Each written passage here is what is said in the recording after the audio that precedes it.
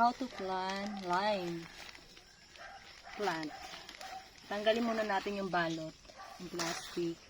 And then, naghukay ako ng malalim at ilalagay ko po siya sa butas. Yung tamang sukat ng pagkakalagay ng kanyang lupa. Lilibing natin. Yan. Lilibing natin siya ng maayos. Ito siya is lime.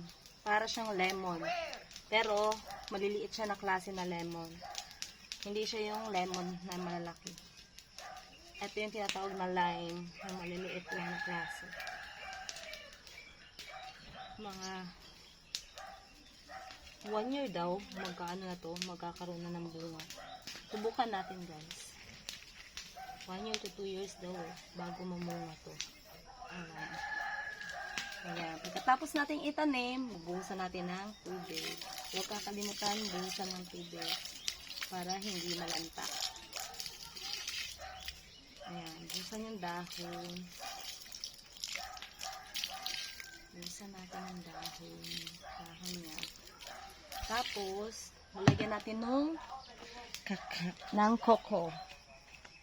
So, di pa kukuha. Ito yung pinagsabasan ng kahoy. Coco. Lalagyan natin sa ibabaw nito.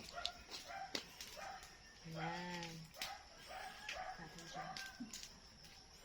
Hi guys, thank you for watching guys. Please subscribe to my YouTube channel para lagi kayong updated sa mga susunod na videos.